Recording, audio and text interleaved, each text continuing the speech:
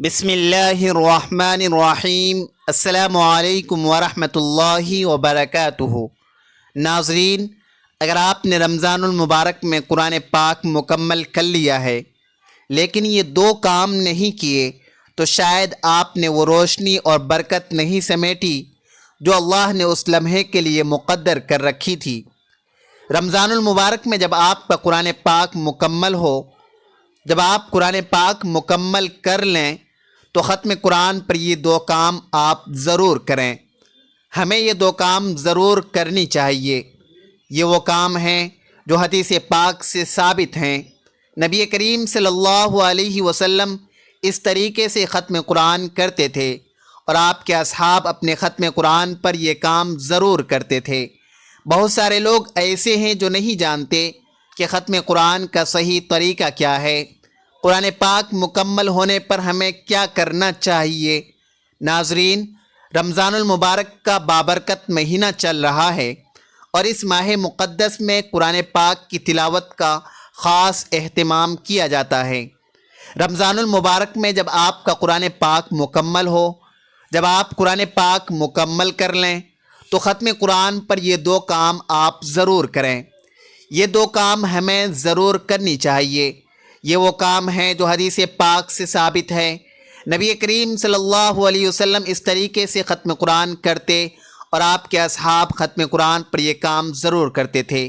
وہ کون سے دو کام ہیں، آج میں آپ لوگوں کے ساتھ یہی شیئر کرنے جا رہا ہوں، کیونکہ بہت سارے لوگ ایسے ہیں جو نہیں جانتے کہ ختم قرآن کا صحیح طریقہ کیا ہے، قرآن پاک مکمل ہونے پر ہمیں کیا کرنا چاہیے۔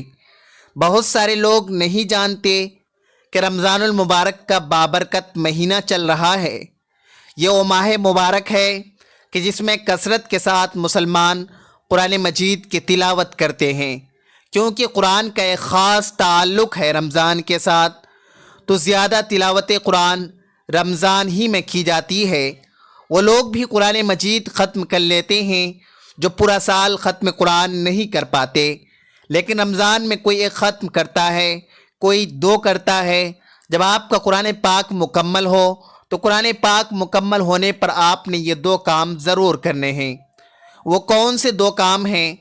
سب سے پہلی بات کہ جب آپ ختم قرآن کریں تو ختم قرآن کا صحیح طریقہ کیا ہے۔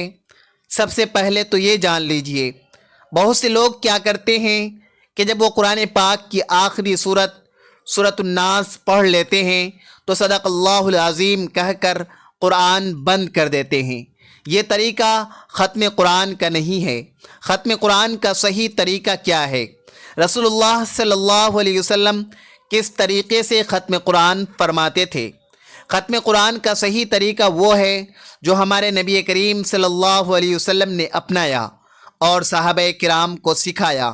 آقا کریم علیہ الصلاۃ والسلام جب قرآن پاک ختم فرماتے تو دوبارہ اس کا آغاز کرتے ہوئے ختم فرماتے، اور اسی طرح ایک روایت میں ہے کہ ایک شخص نے حضرت ابن عباس رضی اللہ تعالی عنہما سے کہا، میں بہت تیزی سے قرآن پاک پڑھتا ہوں، ہر ایک رات میں مکمل کر لیتا ہوں۔ حضرت ابن عباس رضی اللہ تعالی عنہما نے فرمایا، میرے نزدیک یہ بہتر ہے کہ میں سورہ بقرہ اور آل عمران کو ترتیل کے ساتھ پڑھوں بجائے اس کے کہ تیزی سے پورا قرآن ختم کر دوں۔ سب سے پہلی بات تو یہ ہے کہ ختم قرآن کرنے کے لیے آپ قرآن پاک تیزی کے ساتھ نہ پڑھیں، ٹھہر ٹھہر کر قرآن مجید کی تلاوت کرنی چاہیے۔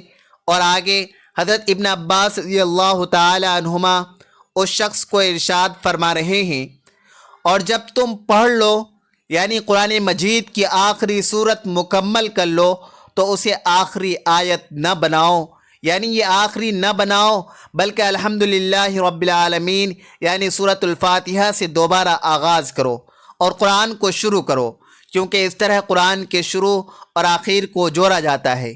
یعنی ختم قرآن کا صحیح طریقہ یہ ہے کہ جیسے ہی آپ سورۃ الناس آپ نے مکمل کی، آپ نے پڑھ لیا، تو اب آپ یہاں پر تلاوت کو ختم نہ کریں بلکہ دوبارہ سورۃ الفاتحہ کی طرف لوٹیں، سورۃ الفاتحہ کی تلاوت کریں، مکمل سورہ فاتحہ، اس کے بعد سورہ بقرہ کی پہلی 5 آیات وَأُولَٰئِكَ هُمُ الْمُفْلِحُونَ یہاں تک آپ کو تلاوت کرنی ہے۔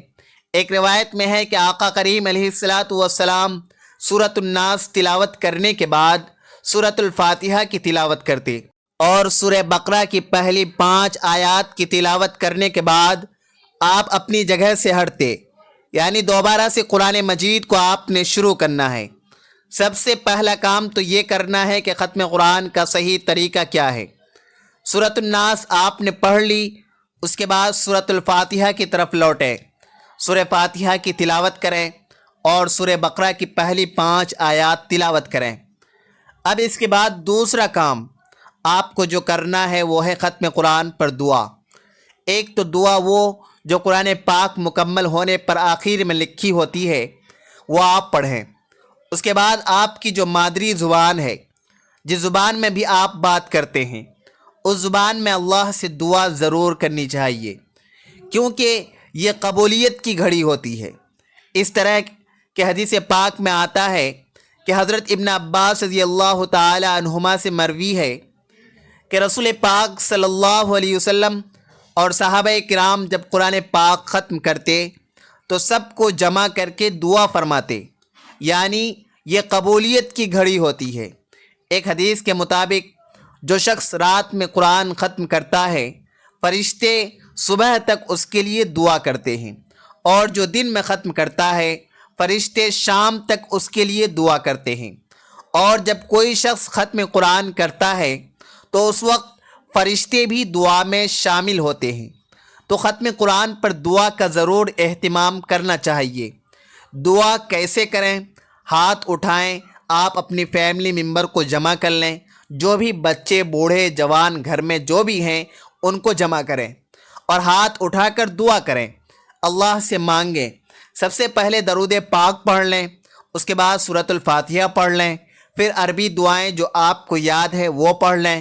اس کے بعد اللہ کی بارگاہ میں دعا کریں، اے اللہ جو تو نے توفیق عطا فرمائی ہے، تیری توفیق سے میں نے قرآن مجید مکمل کیا ہے، اے اللہ اگر پڑھنے میں کوئی غلطی ہو گئی ہو تو میرے مالک اپنی رحمت کے صدقے معاف فرما، اور اس پر جو تو نے مجھے ثواب عطا فرمایا ہے میں نے نبی کریم صلی اللہ علیہ وسلم کی بارگاہ میں تحفہ پیش کرتی ہوں یا کرتا ہوں، اور پھر پوری امت مرحومہ کے لیے ایصال ثواب کریں، اور اپنے مرحومین کو اس وقت ضرور یاد رکھیں، مرحومین کو ایصال ثواب کریں، اور جو بھی آپ کی دعائیں ہیں، جو بھی آپ دعا کرنا چاہتے ہیں، کوئی بھی آپ کا مسئلہ ہے، کوئی بھی پرابلم ہے، اس وقت اللہ کی بارگاہ میں ہاتھ اٹھا کر دعا کریں، کیونکہ یہ وقت قبولیت کی گھڑی ہوتی ہے، یہ وقت مقبولیت کا ہوتا ہے۔ اس وقت میں آپ جو دعا کریں گے اللہ آپ کی دعا کو قبول فرمائے گا۔ تو دعا کا ضرور اہتمام کرنا چاہیے۔ ہوتا یہ ہے کہ جیسے قرآن پاک مکمل ہوا، پرچی پر لکھ کر امام صاحب کے پاس بھیج دیں گے، یہ ختم قرآن ہو گیا، دی اس کو بخش دیں۔ قرآن بخشنے کا کیا طریقہ ہے؟ بہت سارے لوگ یہ سمجھتے ہیں کہ بخشنا ضروری ہے، بخشنا ضروری نہیں ہے۔ بہت سے لوگ یہ سمجھتے ہیں کہ جب تک بخشیں گے نہیں ہمیں ثواب نہیں ملے گا۔ بھائی جب آپ قرآن مجید کا کوئی حرف تلاوت کرتے ہیں اس پر جو نیکیاں ہیں وہ آپ کے نام اعمال میں لکھ دی جاتی ہیں۔ قرآن بخشنا کوئی ضروری عمل نہیں ہے۔ ہاں اپنی مرحومین کو ایصال ثواب کرنا چاہتے ہیں تو یہ ایک الگ بات ہے۔ تو دو کام آپ نے جو کرنے ہیں، ایک تو ختم قرآن کا صحیح طریقہ کیا ہے یہ میں نے آپ کو بتا دیا، اور دوسرا جیسے ہی آپ نے قرآن پاک مکمل کرنا ہے تو دعا کا ضرور اہتمام کرنا ہے۔ یہ قبولیت کی گھڑی ہوتی ہے، اس وقت دعائیں قبول کی جاتی ہیں۔ بعض روایات میں تو یہاں تک آتا ہے کہ ختم قرآن کے موقع پر رحمتوں کا نزول ہوتا ہے۔ ایک روایت میں آتا ہے کہ جو قرآن پڑھ کر دعا کرے تو اس کی دعا پر 4000 فرشتے آمین کہتے ہیں۔ تو اس موقع پر بہتر یہی ہے کہ ایک دعا کرنے والے کو منتخب کر لیا جائے کہ جو دعا کراتا جائے اور لوگ اس کی دعاؤں پر آمین کہتے جائیں، کیونکہ روایت میں آتا ہے کہ جو بھی جماعت دعا کے لیے اس طرح جمع ہو کہ ان میں سے کوئی دعا کرائے اور باقی آمین کہنے والے ہوں تو اللہ پاک ان کی دعاؤں کو لازمی قبول فرماتے ہیں۔ ناظرین، ویڈیو اچھی لگے تو ویڈیو کو لائک کریں، شیئر کریں، چینل کو سبسکرائب کریں اور کمنٹ باکس میں اللہ تعالیٰ کے 99 ناموں میں سے ایک نام ضرور ٹائپ کریں۔ اگلی ویڈیو تک کے لیے اجازت دیجیے۔ اللہ آپ کو اپنے حفظ و امان میں رکھے۔